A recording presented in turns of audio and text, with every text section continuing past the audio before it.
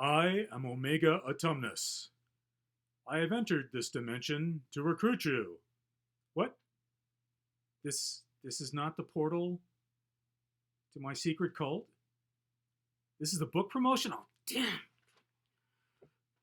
Hi, everybody. Michael H. Hansen here. I am the managing editor of Copper Dog Publishing, which basically has three sub-publishing units. The biggest one is Moondream Press, which handles everything science fiction, fantasy, and horror. And then we have Pumpkin Hill Press, which is for children. And then we have Racket River Press, which is for mainstream poetry.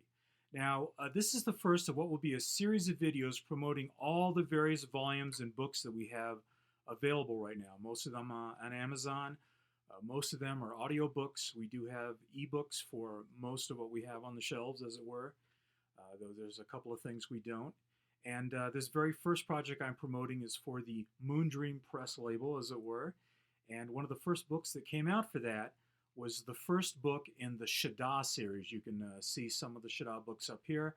But the very first one that I'm going to be talking about and promoting on this video on the Moondream Press YouTube channel is Sha'Daa, Tales of the Apocalypse. So this first video will be a little bit boring because I want to give you a little bit of background on what the Sha'Daa is, and then I'll be discussing the book itself, talking about the authors in it, and hopefully convincing you to either purchase this version or the Kindle version, or we do have the book available on Audible, and we have a really great voice talent that did just a fantastic job on it. So what is the Sha'Daa? Imagine that once every 10,000 years throughout the history of the planet Earth, all the portals and all the barriers that separate Earth from all the hell dimensions in existence, all those portals grew weak and thin for a period of 48 hours, the 48 hours around the summer solstice. So that means once every 10,000 years, going back until the Earth was actually created or born or whatever, this event happened. And if just one of those thousands of portals opened up, if just one of thousands of hell dimensions broke through into the Earth would have been destroyed. All life on it would have been destroyed. So that begs the question, how did Earth survive all of these once every 10,000 year events? How come there's no record of that? Well, almost 10,000 years ago when the last event occurred, there's no real record. And basically any records that might have existed in primordial organizations, civilizations before that were just wiped out over time by the passage of time. So yes, the last Sha'Daa, the mother of all apocalypses, occurred almost 10,000 years ago, which means the next Sha'Daa occurs in the very near future. And all the books pretty much take place during that 48 hours. You can read them in any order because they all take place on the same 48 hours in the near future. Now, we never mention who the president is. We never mention who a particular movie star is who's popular at this time. We never mention a day of the week or whether it's the week or the weekend because we don't want to date, as it were, when this takes place. So knowing all of that, knowing that this terrible thing is going to happen, how would Earth survive this? Well, there's hints on how we survived the last Sha'Daa. And how we survive it in the very first book is there is a character, a godlike character, a frighteningly powerful character who seems to be restricted in some mysterious way in that he or it cannot directly interfere in the event of the Sha'Daa, except he's found like a loophole. And his loophole is he can make a trade with anybody. And it could be for anything that they have on their person, in their pocket, in their knapsack, whatever. And the funny thing is, it'll be something that you really want to keep. Maybe it was a watch your father gave you just before he died. You know, maybe it's a love letter from a woman whom you never forgot, or a man you never forgot. Whatever it is, it's what you need. And he has it. And you need to get that object from him that he's got hidden in his trench coat in a seemingly bottomless pocket. Because the object that he'll have, which also will seem innocuous, is something that's going to help you. It might save your life. It might save the world. It might open or close a portal. It might give you a certain power. It might have a power of its own. It's different in every single story. So this has been described sometimes as a bit Lovecraftian, but it's not set in the Lovecraft universe. So whenever anybody talks about Lovecraft, it's talking about evil creatures and gods from beyond. and how they're always in the shadow and how they're ready to break through into what we think is a normal, stable world. And Sha'Daa Tales of the Apocalypse are all tales of things coming through portals and doorways, magical barriers that grow thin and unfortunately are going to break. And who's going to stop them all? Well, it's people, people like you and me, people without special abilities and special powers. Sometimes there's mercenaries involved and heroes, other times there's ordinary people. And they won't all survive. Sometimes great sacrifice is needed. And so I'd like to talk a little bit about why you should read Sha'Daa Tales of the Apocalypse. It's not quite a group novel. It's a lot looser than that, but it's so much more than a theme anthology. We have the common character of Johnny the salesman, who's that weird person who always seems to be partly in shadow, who always wears a trench coat and a black fedora hat. And when he smiles, he's got a weird gold tooth right over here, his left lateral incisor. Always attracts attention. Never seems to be bothered by the heat, the cold, none of that. And the authors that are in this first volume, but like I said, the volumes can be read in any order whatsoever. They are the late C.J. Henderson, a wonderful fantasy pulp author who passed away a few years ago.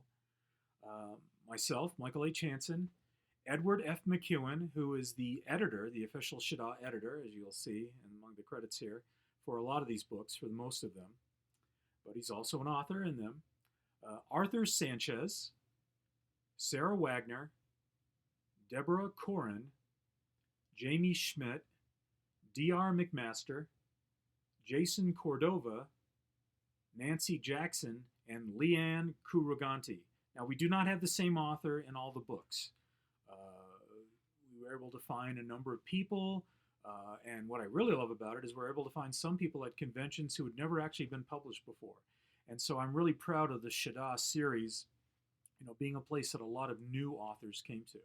Though we have a lot of well-known authors like C.J. Henderson in this, and in some other books that I'll be talking about in the future on the Moondream Press YouTube channel. I'd like to say that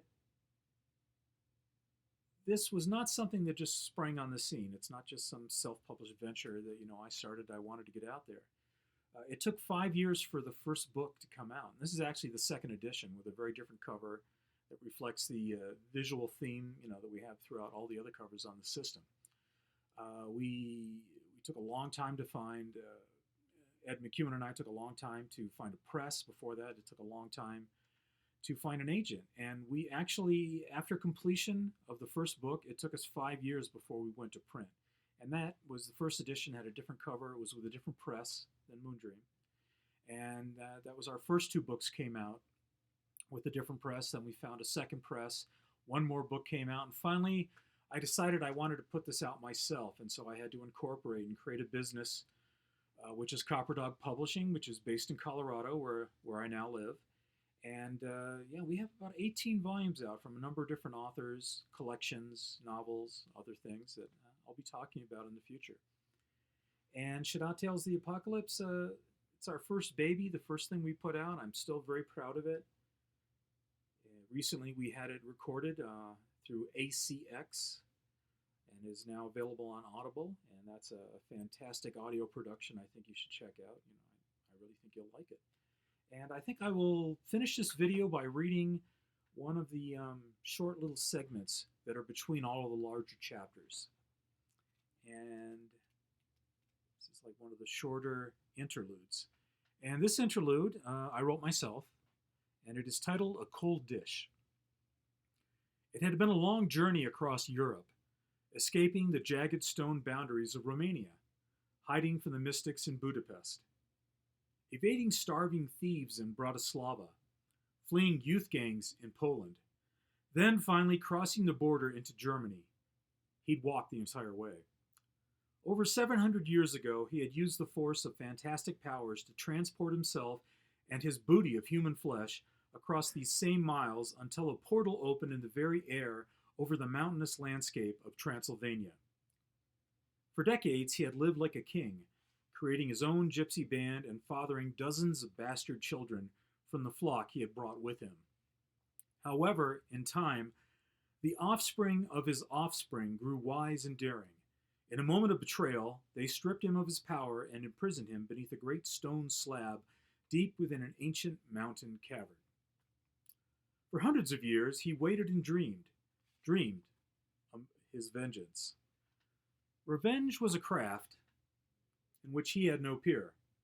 Then the time came, and a spare shell from one of the innumerable European conflicts exploded upon his mountain, cracking it and exposing his prison to the sun and air. He was free. Leaving the mighty Deutsche Autobahn highway behind him and walking down this narrow paved road, he could feel his powers returning.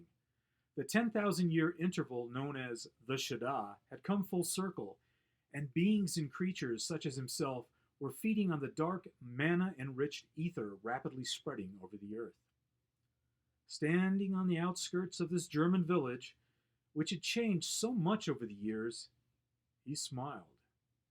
The descendants of the families that had bred those traitors, those bastards who had imprisoned him for endless years, these descendants would pay. Der Rottenfunger removed his small hand-carved wooden flute and began to play. In seconds, thousands of frenzied, slavering rats and mice gathered into a mighty horde throughout the fields surrounding the village. The piper had returned to Hamelin.